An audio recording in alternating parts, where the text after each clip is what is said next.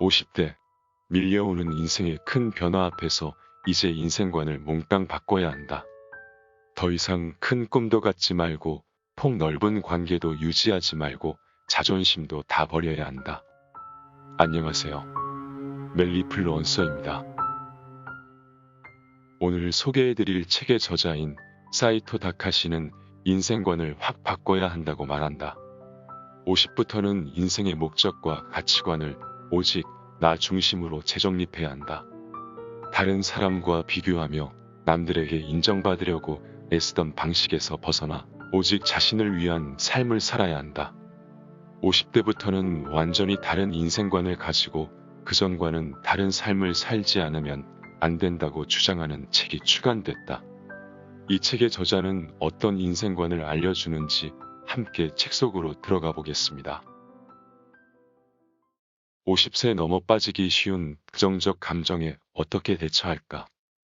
역사란 무엇인가 아는 책이 있다. 나는 10대 후반에 이 책을 읽고 이 안에는 평생 지침으로 삼을 만한 사고 방식이 담겨 있다고 생각할 정도로 감명을 받았다. 그 후 이 책에 담긴 교훈을 좌우명으로 삼았다. 작가가 전하려는 메시지는 단순하다. 역사란 역사가와 사실 사이의 부단한 상호작용의 과정이며 현재와 과거 사이의 끊임없는 대화다. 여기서 현재와 과거 사이의 대화를 알기 쉽게 설명하면 현재가 이러하니까 과거가 그렇게 보인다는 것이다.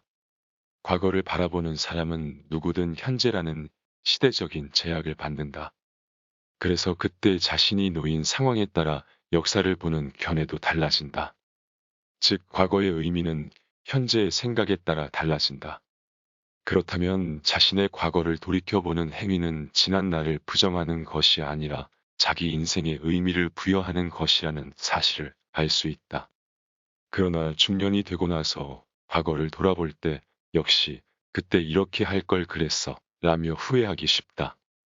물론 새삼스럽게 생각해봐야 어쩔 수 없는 일이다. 괴테도 이렇게 말했다. 사람은 청년의 실수를 노년으로 가져와서는 안 된다.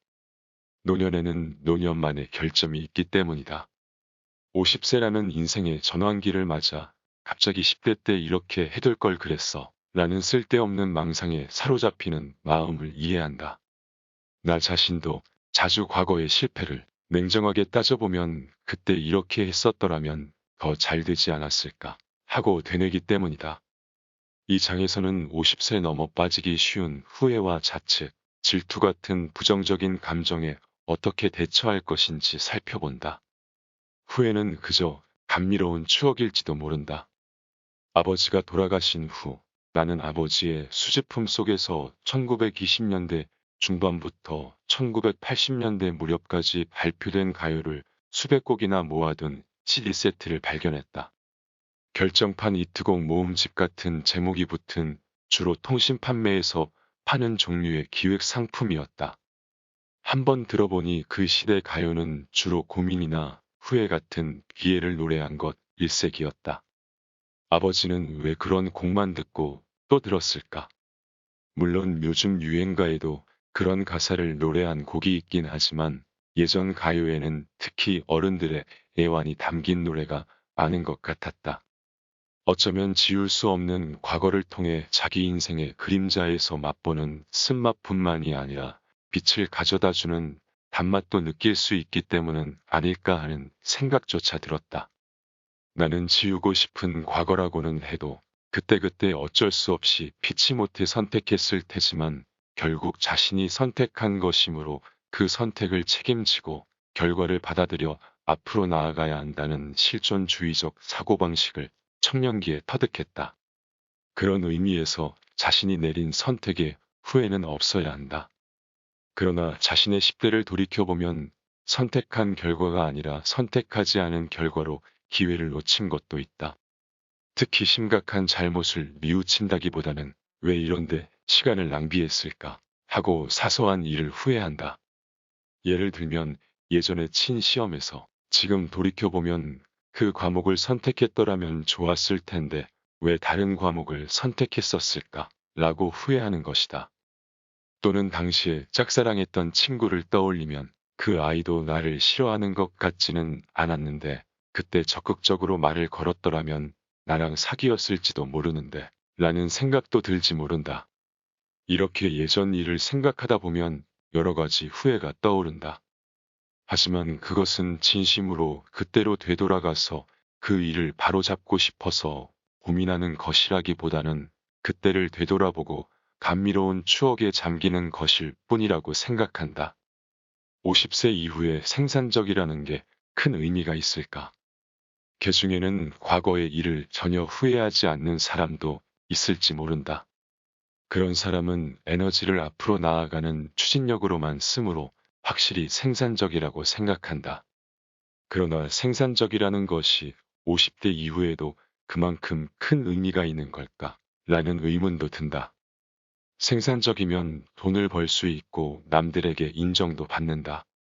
20대나 30대라면 이것이 중요하겠지만 나이가 쉰쯤 되면 생산적이라는 한 가지 기준으로 모든 것을 판단하는 생산성 이론론이라는 사고방식은 얄팍하게까지 느껴진다.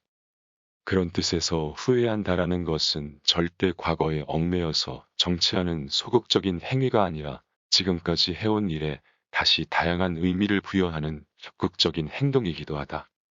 나 역시 요즘 들어 잊고 있었던 과거를 돌이켜본다거나 할까. 그러고 보면 10대 때 이런 일이 있었지라고 회상할 때가 있다. 그래서는 안 되었는데 그때는 친구에게 내 행복과는 잘못되었어 라고 트집을 잡곤 했었다. 도대체 그때 나는 무슨 생각으로 그랬던 걸까? 지금도 여전히 왜 그랬는지 모르겠다. 그 친구도 당시에는 지금 나와 같은 마음이었을 것이다. 아마 이 녀석 왜 저러는 거야? 라고 생각했을 것이다. 어쩌면 청년기의 실수는 한번 불을 지피면 오랫동안 계속 타는 최고급 숯과 같은 것인지도 모른다. 50에서 60대가 되어도 그것으로 따뜻해질 수 있다. 그렇게 생각하면 실수가 없는 인생보다 실수했던 인생이 두고두고 훈훈하다. 10대 무렵의 모든 것이 잘 되어 정말 즐거웠다면 더할 나위 없이 좋겠지만 뜻대로 되지 않고 실수했던 추억이 타다 남은 숯처럼 자신을 따뜻하게 해주는 것도 나름의 깊이가 있는 인생이다.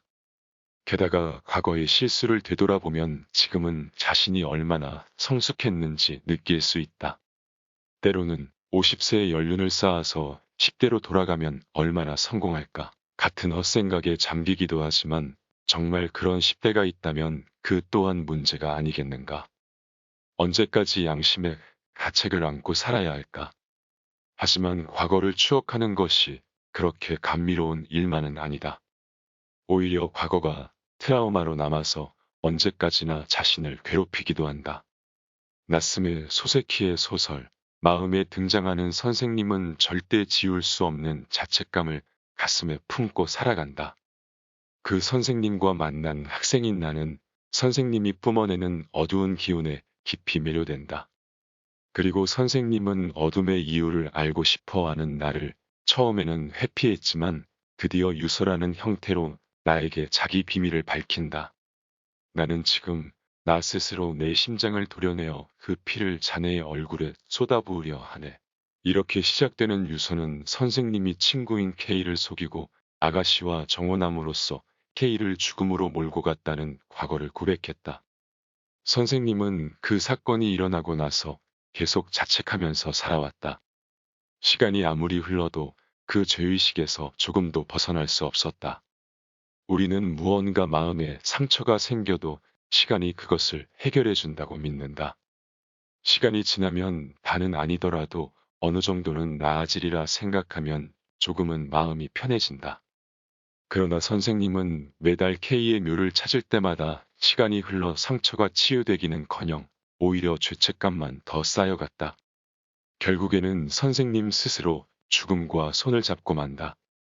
시간이 지나면 지날수록 괴로운 기억은 잊히고 즐거운 기억만 남는 것은 시간이 내 편이기 때문이다.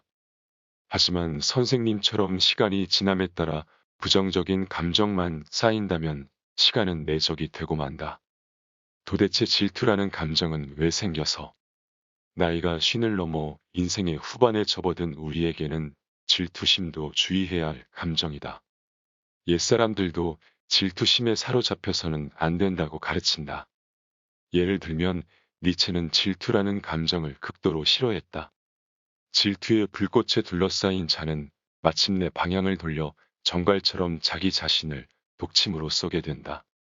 니체는 의상티망, 즉 원한, 증오, 질투 같은 감정은 가치 없는 것이라고 여겼다. 그래서 그런 감정을 자기에게 허용하지 않고 청산했다고도 말했다. 또한 계몽사상가이자 교육자인 후쿠자와 유키치는 다음과 같이 말했다.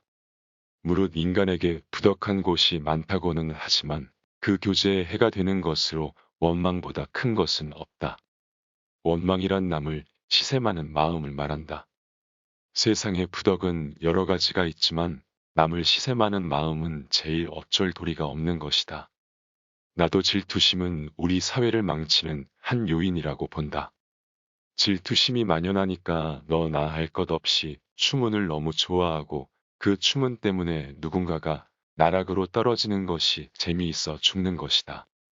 주간지를 보면 전 국민이 한 달에 한 명 정도는 수렁에 빠지기를 원하는 것처럼 느껴진다. 그리고 다음에는 누가 나락으로 떨어질지 고대한다. 실제로도 물에 빠져 죽게 생긴 사람에게 일제히 돌을 던진다. 그런 잔인한 마녀사냥 같은 일이 늘 일어난다.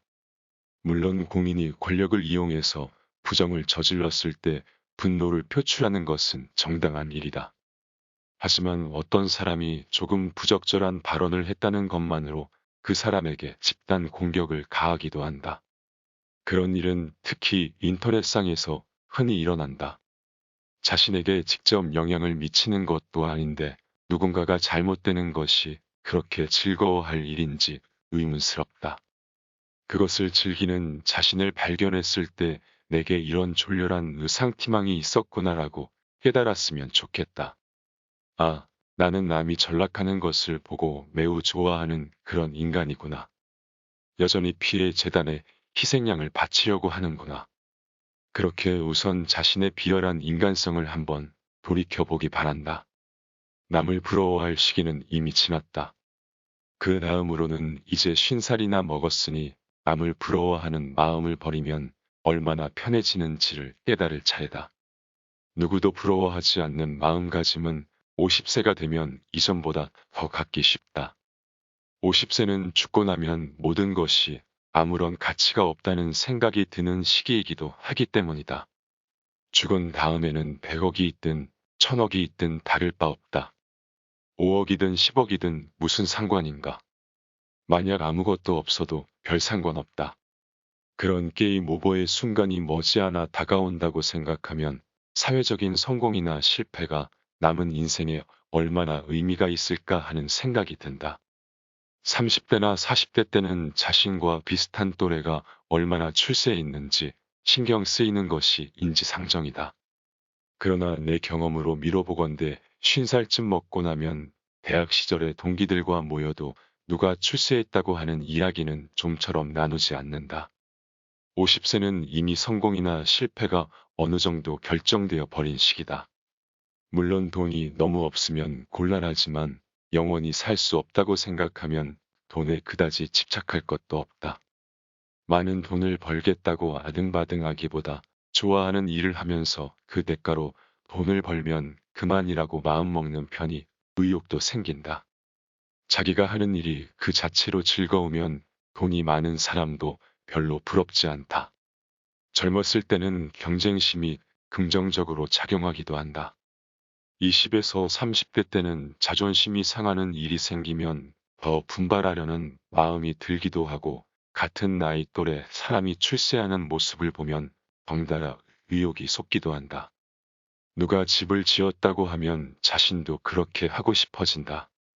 하지만 50살이 되면 누가 부장이 되든 집을 짓든 나와 상관없는 일이라는 마음이 들기 시작한다. 또래 모임에서도 자기 건강이나 부모님의 간병이 더 많이 화제에 오른다. 60대가 된 후에나 그렇게 되는 사람도 있겠지만 보통 50세가 넘으면 동년배와의 경쟁은 이제 끝났다고 절실히 느끼게 된다. 당신의 인생, 중간 성적표는 어떤가? 50세가 되면 이생의 성적표를 받는다고 생각해보자. 물론 요즘은 100세 시대이기 때문에 이제 인생의 반환점을 지난 것일 뿐이다. 앞으로 일도 계속해야 한다. 그래도 경쟁이나 자리매김, 순위 같은 구속에서는 자유로워지는 편이 좋지 않을까. 어디에선가 50세가 되었을 때 당신의 저금 통장이 당신이 지금까지 살아온 인생의 성적표입니다. 라는 글귀를 본 적이 있다. 이 글을 읽고 나는 웃음을 터뜨리고 말았다. 그렇군, 성적표가 나오고야 말았구나. 내 성적은 뭐 이 정도구나라고 생각하니 절로 웃음이 나왔다. 한술 더 떠서 이제는 자산이 엄청나게 늘어날 일은 없겠구나라는 생각까지 들었다. 50세에 받는 성적표라는 말이 이상하게 들릴 수도 있겠지만 확실히 자기 삶에서 대부분의 승부는 이제 끝났다고 생각하는 편이 좋다. 그때까지 10억을 벌어놓은 사람도 있을 것이고 1억을 벌어놓은 사람도 있을 것이다. 3천만 원을 번 사람도 아예 한 푼도 못 번 사람도 있을 수 있다. 그것이 현재 자기 성적표라는 것이다. 물론 재산이 인생의 가치 척도라고는 생각하지 않지만 이런 사고방식이 재미있다고 생각했다. 이제 좋아요는 필요 없는 나이. 50세가 되면 자기 존재를 인정받고 싶은 욕구와 타협해야 한다. 아니, 단정적으로 말하면 나이가 50쯤 되면 이제 남에게 승인을 받는데 연연하지 않아도 된다. 젊은 사람들이 자기 존재를 인정받는 것에 연연해야 하는 것은 이해한다. 그들은 인스타그램이나 페이스북 등 SNS에서 다른 사람들에게 좋아요를 받기를 원하지 않는가. 중학생은 좋아요 수에 굉장히 신경 쓴다. 고등학생도 마찬가지다. 대학생이나 20대도 신경이 쓰여서 안절부절 못한다. 그들은 어디에 갔는지, 무엇을 먹었는지 등 무엇이든 SNS에 올리며 그것을 친구들이 보고 좋아요를 눌러주기를 바란다. 그런데 50세가 되어서도 젊은 사람들처럼 좋아요에 집착한다면 솔직히 꼴불견이다. 그렇게 자기 존재를 인정받아야만 한다면 스스로 자기 가치를 인정하라. 라고 말해주고 싶다. 이제 남들에게 존재를 인정받으려는 욕구는 줄어들 나이다. 40살도 아니고 50살은 정말 먹을 만큼 먹은 나이가 아닌가. 이제 좋아요는 필요 없는 나이라는 사실을 가슴속에 새겨두자. 이제는 다른 누구보다 나 자신을 위해서 혼자만의 시간을 충분히 만끽하고 내 인생을 가치 있게 사용하는데 목적을 두고 살아가기 바란다. 오늘 하루도 수고 많았어요.